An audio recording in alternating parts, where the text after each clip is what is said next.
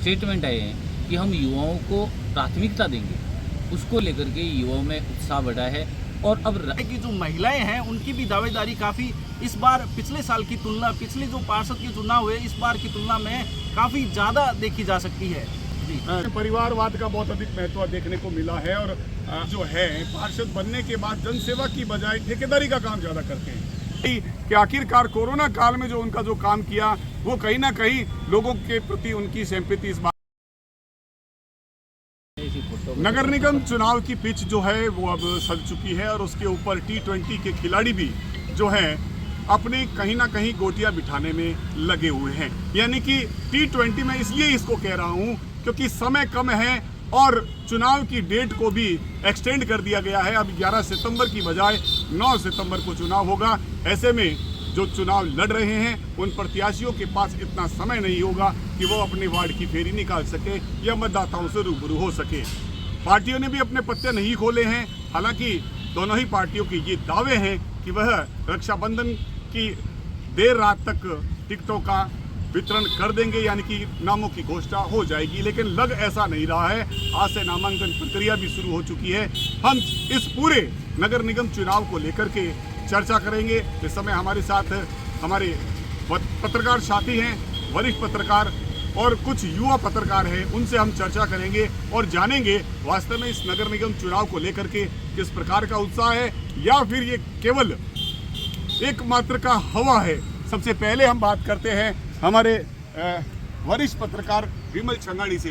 विमल जी, जिस प्रकार की नगर निगम में आवेदनों की बाढ़ आई है, क्या लगता है आपको, क्या वास्तव में युवा पीढ़ी राजनीति में प्रवेश करना चाहती है या यह एकमात्र दिखावा टाइप का है? देखिए, ये लोकतंत्र का उत्सव है और लोकतंत्र के उत्सव में जिस प्रकार युवाओं में उत्साह दिखाई दे रहा है वो बहुत ही अच्छा संकेत है। अब युवा राजनीति को लेकर भी जागरूक हो रहे हैं और ये सशक्त लोकतंत्र की एक पहचान है। अच्छी बात है, अच्छे युवा राजनीति में आए, अच्छे युवा राजनीति में आएंगे, राजनीति में सुधार होगा, कुछ नई सोच होगी, नया डेवलपमेंट होगा, शहर का विकास होगा। क्या मानते हैं, आपको जैन जीन का जो मुद्दा चला उसके बाद ये असर देखने को मिल रहा है या जिस प्रकार से पार्षदी का एक जुनून लोगों में चढ़ा है उसका असर है? देखिए, इसमें जैन जी का तो मामला है ये थोड़ा बहुत है, लेकिन जिस प्रकार से राजनीतिक पार्टियों ने युवाओं को फोकस किया है, युवाओं को राजनीति में आगे लाने को लेकर के जिस प्रकार से पार्टी के पदाधिकारियों के, जनप्रतिनिधियों के जो स्टेटमेंट आए हैं कि हम युवाओं को प्राथमिकता देंगे, उसको लेकर के युवाओं में उत्साह बढ़ा है। और अब जो युवा है वो राजनीति में भी अपना भविष्य देख रहे हैं और वो राजनीति की तरफ रुझान कर रहे हैं। हम जानकारी चाहेंगे, हमारे साथ निखिल स्वामी हैं। निखिल स्वामी से हम पूछेंगे, निखिल, जिस प्रकार महिलाएं भी बढ़ चढ़ करके इस निगम चुनाव में आप देख पा रहे होंगे कि उनका उत्साह भी कम नहीं है, क्या लगता है घर से निकलकर अब महिलाएं जो है राजनीति की चौखट चूम रही है? जी, जाहिर सी बात है कि बीकानेर में जो महिलाएं हैं वो काफ़ी तरह से जागरूक हो चुकी है। जो घरों में जो महिलाएं जो चूल्हे चौके का काम करती थी वो कहीं ना कहीं अब राजनीति की जो पार्षदगी है उनके ऊपर काफ़ी जुनून उनके ऊपर छाया हुआ है। ऐसे में देखा जा सकता है कि जो महिलाएं हैं उनकी भी दावेदारी काफ़ी इस बार पिछले साल की तुलना, पिछले जो पार्षद के चुनाव हुए इस बार की तुलना में काफ़ी ज़्यादा देखी जा सकती है। देखिए, अब जैसे पिछली बार की अगर हम बात करें और इस बार की हम बात करें, निश्चित तौर पे पिछली बार पहली महापौर हमने देखी थी, वो उसके आने के बाद महिलाओं की संख्या में भी बढ़ोतरी हुई है और इस बार आवेदन भी बहुत ज़्यादा महिलाओं ने किया है। हालांकि दोनों ही पार्टियां 33% आरक्षण महिलाओं को दे रही है, लेकिन आप क्या मानते हैं किस प्रकार की महिला को जो है पार्षद का चुनाव लड़ना चाहिए? पढ़ी लिखी महिला हो या फिर वो घर गृहिणी हो? देखा, जाहिर सी बात है, पढ़ी लिखी महिला हो तभी वो अपने वार्ड का पूरी तरीके से विकास और समझ रख सकती है और जो अपने वार्ड के जो लोग हैं उनकी पूरी जनप्रतिनिधि के रूप में अपना एक छाप तो छोड़ सकती है और जो विकास कार्य हैं वो धरातल पर लागू करवा सकती है। हालांकि जो घरेलू महिलाएं हैं वो कहीं ना कहीं थोड़ी दबी हुई रह सकती है, लेकिन उनकी भी जो बात है वो भी सुनी जा सकती है। जी देखिए, इस समय हम एक और हमारे युवा साथी हैं नरेश मारू, हम उनसे भी बात करते हैं। नरेश, राजनीति में परिवारवाद का बहुत अधिक महत्व देखने को मिला है और हम देखते लगातार आ रहे हैं कि चाहे विधानसभा के चुनाव हो, चाहे लोकसभा के चुनाव हो, चाहे पंचायती राज चुनाव हो, निकाय चुनाव में भी क्या आपको लगता है इस प्रकार की परिपाटी देखने को मिलेगी? जाहिर सी बात है कि परिवारवाद आज से नहीं शुरू से ही हावी रहा है, तो मेरा मानना है कि ये तो ऐसा होगा ही।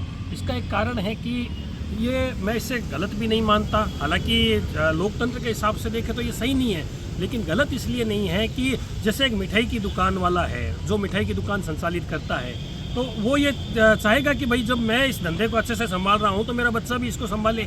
और इसी प्रकार जैसे कोई नौकरी पेशे वाला आदमी है, अधिवक्ता है, हम अधिकांश अधिवक्ता को देखते हैं, उनके बच्चे भी अधिवक्ता ही बनते हैं क्योंकि उनमें ऐसा एक माहौल बन जाता है। तो ये जो माहौल बनता है ये उसका असर होता है, तो इसे गलत नहीं कहा जा सकता। कई आप आमतौर पर देखते हैं कि पार्षद जो है, पार्षद बनने के बाद जनसेवा की बजाय ठेकेदारी का काम ज़्यादा करते हैं। आप इसको किस रूप में देख रहे हैं? देखिए, ठेकेदारी भी गलत नहीं है क्योंकि आफ्टर ऑल वो आते ही इसीलिए हैं। उनका मकसद यही होता है कि हम राजनीति करें और राजनीति के साथ में हमारी दुकानदारी भी चलती रहे। अब चूंकि राजनीति केवल सेवा का उद्देश्य तो रहा ही नहीं, एक समय था जब लोग आते थे तो राजनीति में उनका उद्देश्य ये होता था कि वो परिवार से और समाज से सेवानिवृत्त होकर राजनीति में प्रवेश करते थे, तो उनका उद्देश्य होता था कि मैं समाज के हित में काम करूं, तो उसकी एक गाइडलाइंस बनती थी और वो उस पर अमल भी करते थे। लेकिन आज का दौर जो है, अब आप देखिए युवा जो राजनीति में आ रहे हैं वो क्यों आ रहे हैं? युवाओं को जब कमाने का अवसर होता है वो कमाई नहीं कर रहे हैं, लेकिन राजनीति में प्रवेश कर रहे हैं क्योंकि वो देख रहे हैं, वो अनुसरण कर रहे हैं उन लोगों का जो उनसे पहले आए थे और आज उन्होंने बंगले, कोठियाँ और कारें वगैरह खरीद लिए और आराम से जीवन यापन कर रहे हैं। तो उनको लगने लगा है कि यार ये राजनीति में प्रवेश करने से हमारा एक फ्यूचर ये भी बनेगा, हमारी ठकराई भी चलेगी और हम पैसा भी कमा सकेंगे। तो ये युवा ऐसा कर रहे हैं, इसमें कोई दो राय नहीं है। ये अलग बात है कि कुछ लोग इस बात से सहमत हो भी सकते हैं और नहीं। बात महापौर सामान्य वर्ग का आ गया है। बड़ा छोटा सा सवाल, भाजपा से कौन ऐसे 3 दावेदार जो आपकी नज़र में अच्छे महापौर हो सकते हैं और कांग्रेस के ऐसे कौन से 3 दावेदार हैं जो अच्छे महापौर सिद्ध हो सकते हैं? देखिए, ये भविष्य के गर्व की बात है क्योंकि जब तक टिकट वितरण नहीं हो जाते और प्रत्याशियों के पत्ते नहीं खुल जाते, ये ठीक से कहा नहीं जा सकता कि महापौर कौन बनेगा। लेकिन फिर भी जो इन दिनों चर्चा में सबसे ज़्यादा विषय है वो है, एक तो सबसे बड़ा नाम आ रहा है पूर्व वीआईटी चेयरमैन महावीर रंका का, क्योंकि वो इसके लिए उनकी जो टीम है वो प्रयास कर रही है और ये शुरू से देखते भी आ रहे हैं कि जो जनमानस में है उनको भी ये लगता है कि अगर महावीर रंका है तो बीकानेर में विकास होगा। ये वो मानते हैं, ये ज़रूरी नहीं कि ऐसा हो। और दूसरा जो मैं समझता हूँ कि राजनीति के क्षेत्र में कुछ हिडन चालें भी होती है, तो उसमें मेरा मानना है कि गोपाल अग्रवाल जो एक युवा हैं और वैश्य समुदाय से भी ताल्लुक़ रखते हैं, तो उनके भी वो भी एक चुनाव प्रचार में लगे हुए हैं, तो उनका भी नाम काफ़ी उछाला जा रहा है। हो सकता है कि वो महापौर बने। तो इस तरह से 2 नाम तो हमारे सामने प्रत्यक्ष रूप से हैं। इसके अलावा भी जैसे दीपक जी पारिक हैं, वो अब अगर उनको टिकट मिलती है, क्योंकि हालांकि उनका वार्ड सामान्य में पुरुष नहीं है, लेकिन पार्टी ने एक गाइडलाइन जारी की हुई है कि कोई प्रत्याशी जरूरी नहीं कि चुनाव लड़े उससे ही महापौर बनाया जाए, महापौर किसी को चुना भी जा सकता है।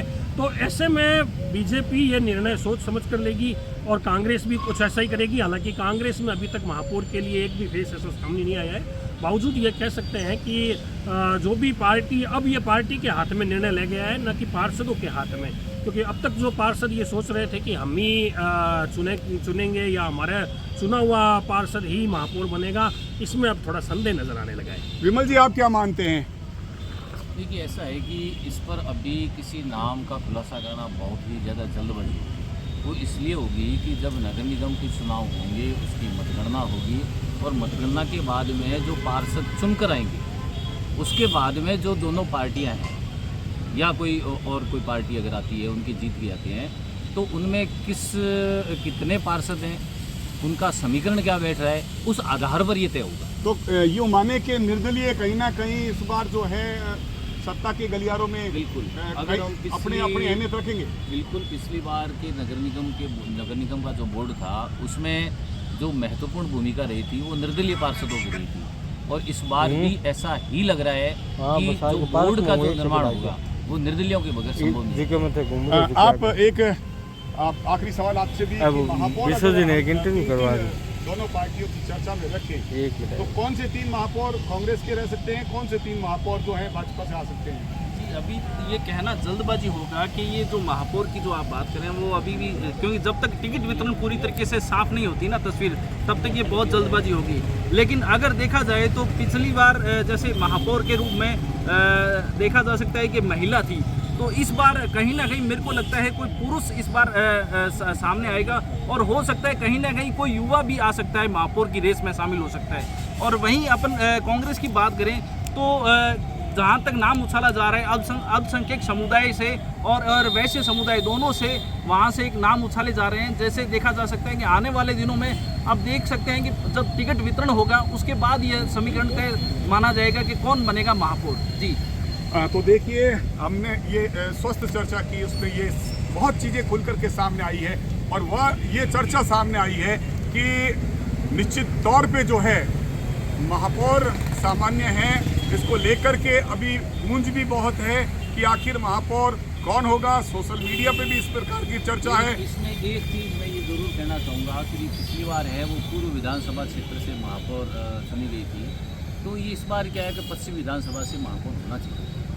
तो ये वरिष्ठ पत्रकार का मानना है कि भाई इस बार जो विधानसभा क्षेत्र है वो पश्चिम से महापौर होना चाहिए। मैंने आपको जैसे पहले भी बताया कि महापौर की जो चर्चा है वो निश्चित तौर पे जो है पूरे शहर में की जा रही है। जब से चुनावों की घोषणा हुई तब से, और लॉटरी जब निकली तब से ये चर्चाएं शुरू हो गई थी, और शायद इस चर्चा का ये नतीजा है कि आज जो आवेदनों की संख्या है वो इतनी ज़्यादा सामने आई है कि 1000 से ज़्यादा आवेदन दोनों पार्टियों में देखने को मिले हैं।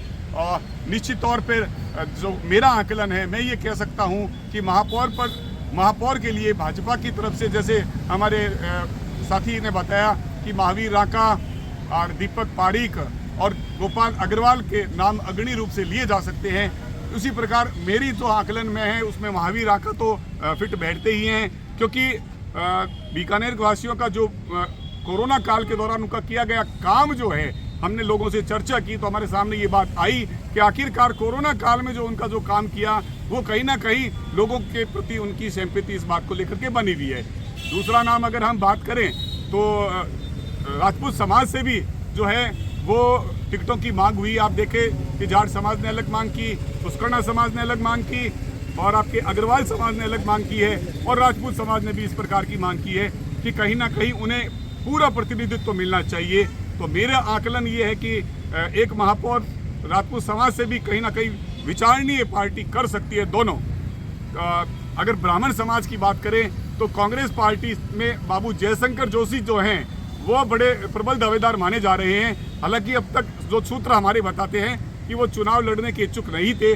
जैसे रात को एक मीटिंग हुई, उस मीटिंग में जिस प्रकार से उन्होंने घोषणा की कि मैं चुनाव के लिए तैयार हूं अगर पार्टी मुझे कहीं ना कहीं मौका दे, तो उनका ये साफ संकेत नजर आ रहा था कि कहीं ना कहीं बाबू जयशंकर जोशी जो हैं वह महापौर का एक चेहरा कांग्रेस के रूप में उतर सकता है। अल्पसंख्यक समाज का भी दावा है जिसमें मकसूद अहमद पर सहमति कहीं ना कहीं बन सकती है। तो कुल मिलाकर के जो ये 5-7 नाम हमारे सामने, दीपक पारीक के रूप में, महावीर राका के रूप में, श्री गोपाल अग्रवाल के रूप में माने, चाहे बाबू जयशंकर जोशी के रूप में माने, चाहे मकसूद अहमद के रूप में माने, अखिलेश प्रताप सिंह या श्याम हाडला के रूप में माने, तो ये नाम जो है कहीं ना कहीं उभर करके महापौर के रूप में आ रहे हैं। ये हमारे साथियों ने भी जैसे बताया कि ये सब अभी भविष्य के गर्व की बातें हैं। किसका बोर्ड बनेगा, कितनी सीटें आएंगी, ये सब उसके बाद तय होगा। लेकिन चर्चाओं का दौर शुरू हो गया है। राजनीतिक जो गोटियां हैं वो फिट बिठाने की प्रयास किए जा रहे हैं। गुप्त बैठकों का दौर शुरू हो गया है, और ये सब निश्चित तौर पे कहीं ना कहीं दोनों पार्टियां अपने बोर्ड की स्थापना के साथ साथ महापौर बनाने के लिए लगी हुई हैं। अब आने वाला ये समय बताएगा। 9 सितंबर के बाद 14 को जब परिणाम आएगा तब ये तय होगा कि आखिर अगला महापौर बीकानेर का कौन होगा। अपनी आवाज़ से मैं जय नारायण बिस्सा।